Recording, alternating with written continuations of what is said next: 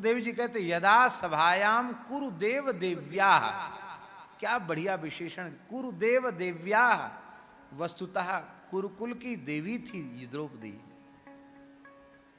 उस पवित्र वंश की पूज्या थी, कुल वधू थी, उसकी पूजा होनी चाहिए थी। जिसके केश राजसूय यज्ञ के यज्ञांत अभिवृत स्नान से भीगे हुए थे, उस द्रौपदी के महासती के पवित्र केशों को कुरुराज सभा में दुष्ट दुशासन ने घसीट करके पकड़ पकड़ करके घसीटा। केशाभिमर्शम सुत कर्म गह्यम, उसके पुत्र का बहुत निंदित वह कर्म था, लेकिन दुख की बात थी नवारयामास, उसने एक बार भी मना नहीं किया कि ऐसा अत्याचार मेरी कुल वधू द्रौपदी के प्रति इस सभा में नहीं होना चाहिए। और द्रौपदी ने अपने आंसुओं के जल से अपने वक्षस्थल पर लगे हुए केसर कुंकुम को धो डाला था। वो केसर कुंकुम जो वक्षस्थल पर लगाया गया था, वो आंसुओं के जल से मिश्रित होकर के वो बह रहा था, टपक रहा था। और उस समय उस भरी सभा में दुशासन को आज्ञा दी गई कि तू इससे निर्वस्त्र कर और नग्न कर मेरी जंघा पर बिठा।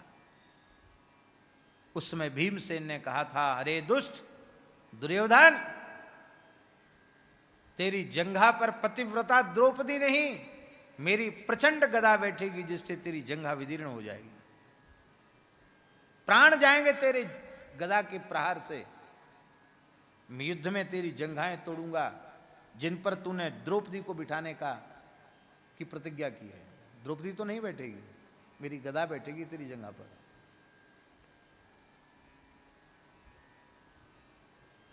फिर भी नहीं सुना गया उन दुष्टों के द्वारा।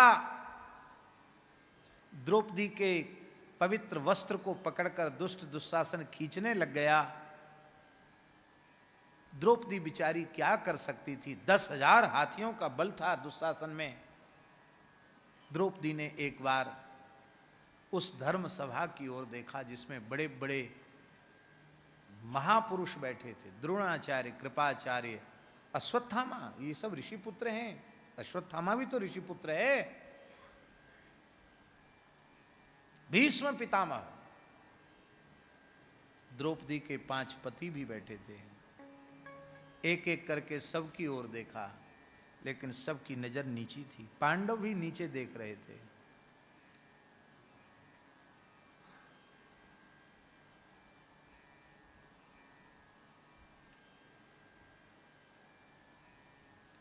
द्रौपदी ने देखा कि अब हमारी लज्जा यहां बचाने वाला कोई दूसरा है नहीं। दाक्षिणात्य एक आचार्य हुए हैं श्री पराशर भट्टाचार्य स्वामी, उन्होंने श्री गुण रत्न कोश नाम का ग्रंथ लिखा जिसमें श्री जी की महिमा का विशेष रूप में वर्णन है, श्री जी के वैभव का वर्णन है। तो उसमें वो लिख रहे हैं कि द्रौपदी ने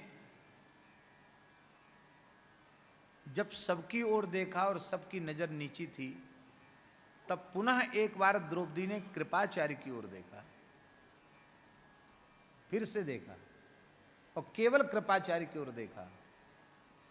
क्यों? आचार्य माने गुरु, और गुरुदेव की जैसी कृपा और किसी में होती नहीं है। गोस्वामी जी ने कहा, जय जय जय हनुमान गोसाई, कृपा करहु गुरुदेव की नाई। इसका मतलब गुरुदेव के जैसी कृपा गुरुदेव ही करते हैं।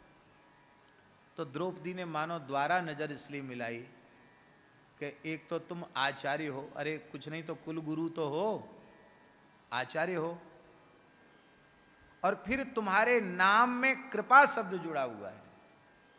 तो कृपाचार्य ही कृपा नहीं करेंगे तो कृपा कौन करेगा? तो कृपाचार्य की ओर देखकर गुरुतत्व की शरणागति ली। कृपाचार्य के रूप में गुरुतत्व की शरणागति ली, और जैसे ही गुरुतत्व की शरणागति ली कि तत्व तो अखंड मंडलाकारम व्याप्तम येन चराचरम तत्पदम दर्शितम येन तस्मै श्री गुरवे नमः।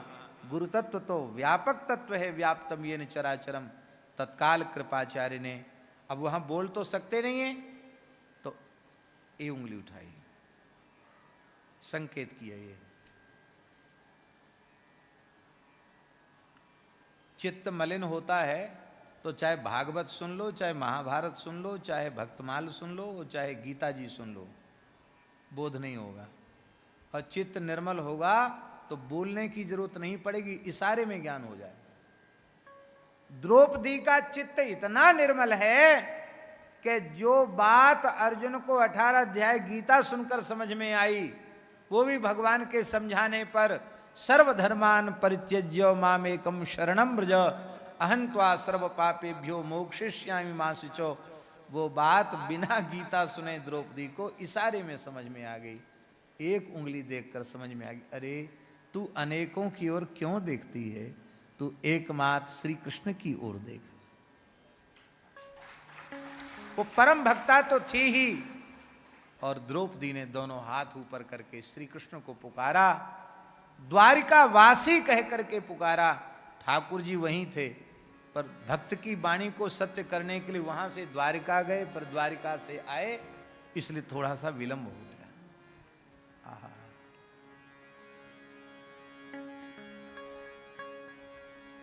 जिस समय द्रौपदी ने भगवान को पुकारा, उस समय भगवान भी द्वारिका में रुक्मिणी के साथ चौसर खेल रहे थे, पास ही खेल रहे थे भगवान भी। क्यों खेल रहे थे? बोले हमारे भक्त खेल रहे, थोड़ा हम भी खेल लें।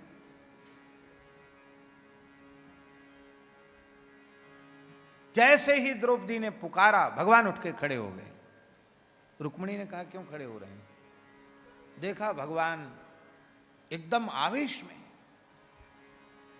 रुक्मिणी ने चरण पकड़े, प्रभु मैं समझ गई, भक्ता द्रौपदी की पुकार से आप व्याकुल हैं, क्या करना चाहते हैं? कहा देवी रोको मत। जिस सृष्टि में, जिस ब्रह्मांड में, जिस जगत में, जिस संसार में मेरी प्राण प्रिय भक्ता सखी द्रौपदी का तिरस्कार होता है, मैं उस सृष्टि को नहीं रखना चाहता हूं, मैं सारी सृष्टि को भस्म करना चाहता हूं। सारी सृष्टि को समाप्त करने का संकल्प भगवान कर रहे हैं। रुक्मिणी ने कहा प्रभु आवेश में कोई निर्णय नहीं लेना चाहिए। आप भक्ता द्रौपदी की रक्षा करने के लिए जगत को नष्ट करना चाहते हैं। जगत में कितने श्रेष्ठ श्रेष्ठ भक्त आपके विराजमान हैं, बाद में आपको ही रोना पड़ेगा। आप आवेश में निर्णय मत लीजिए। भगवान ने कहा ठीक है, तुमने हमको बचाया है आवेश से, मैं हस्तिनापुर को नष्ट करूंगा। कहा हस्तिनापुर में तो एक से एक भक्त विराजमान है, महात्मा विदुर भी तो हैं, आपकी काकी विदुरानी भी तो है, कुंती माता भी, आपकी बुआ भी तो वही है। तो भगवान ने कहा मैं सभा को भस्म करूंगा। बोले उसमें भीष्म, द्रोणाचार्य, कृपाचार्य ये सब बैठे हैं। भगवान ने कहा भले ही बहुत बड़े बड़े से बड़े महापुरुष बनते हो, लेकिन मेरी भक्ता के तिरस्कार को सहन किया है इन्होंने, मैं इनको भी नहीं भस्म करूंगा। और भगवान ने कहा कि मैंने जिनको तुम मारने से घबरा रहे हो ना अर्जुन, मया ही ते निहिता पूर्वमेव, मैंने उनको पहले नष्ट कर दिया। कब? जब द्रौपदी के अपमान पर वे नहीं बोले, मैंने उसी समय उनको समाप्त कर दिया था।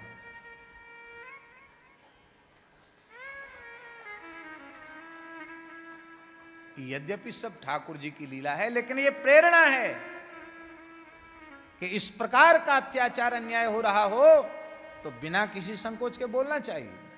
बहुत बड़ा अपराध था, तो मैं नहीं मान सकता, सभा को भस्म करूंगा। कहा नहीं प्रभु ये भी ठीक नहीं, क्योंकि आप द्रौपदी की रक्षा करने के लिए सबको भस्म कर रहे हैं।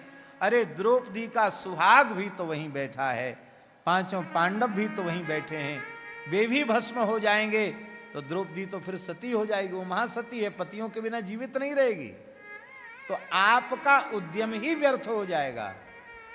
इसलिए आप और कुछ विचार कीजिए, आप सभा को भस्म करने का संकल्प नहीं कीजिए। तो वो पंक्ति बाबा लिखने योग्य है। श्री पराशर भट्टाचार्य स्वामी कहते हैं, द्रौपद्याः परिभवम दृष्ट्वा, द्रौपदी का अपमान देखकर भी भगवान ने क्षमा कर दिया। कहते द्रौपद्याः मंगलसूत्र रक्षार्थम, द्रौपदी के मंगलसूत्र, द्रौपदी के संबंध से पांडव बचाए गए, वो भी नहीं बचने वाले थे। आहा। अच्छा एक बात बताओ, भगवान सबसे ज्यादा भीमसेन से प्रसन्न क्यों थे?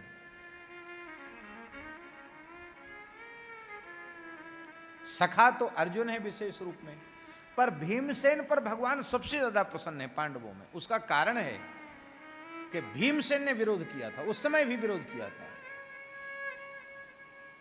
और रोते हुए कहा था आवेश में कि जिन हाथों से आपने द्रौपदी को दांव पर लगाया, लाओ अग्नि में उन हाथों को जलाऊंगा, मुझे भले ही पाप लगे तो लग जाए, मैं धर्मराज के हाथ से जलाऊंगा, इनको क्या अधिकार द्रौपदी को दांव पर लगाने का। भगवान ने कहा, भीम तुमने हमारा हृदय जीत लिया, मेरी भक्ता के लिए कुछ बोला तो सही। कोई नहीं बोल पाया, भीमसेन ने बोला। इसलिए लिखा है, पापम प्रणश्यति वृकोदर कीर्तनेन, भीमसेन का नाम लेने वाले के पाप नष्ट हो जाते हैं। ये भीमसेन का स्वरूप है। तो महाराज फिर भगवान ने वस्त्रावतार ग्रहण किया।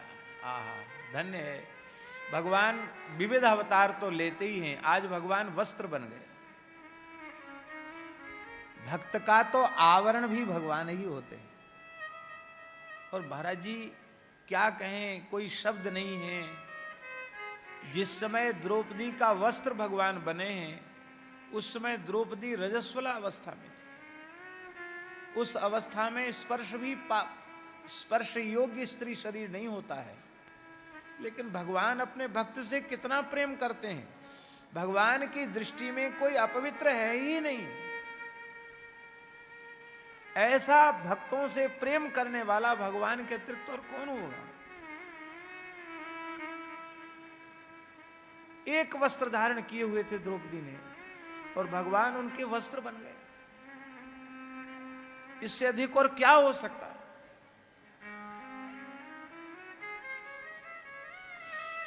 ऐसे भगवान को छोड़ करके यदि किसी का संसार में प्रेम हो गए, तो उससे बड़ा दुर्भाग्य और कोई दूसरा है ही नहीं।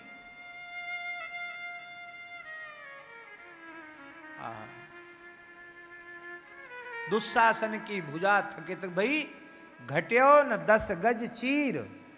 10 गज चीर घटा नहीं, दुशासन की भुजाएं थकित हो गई। बोले कि उस समय द्रौपदी ने अपने सतीत्व के बल से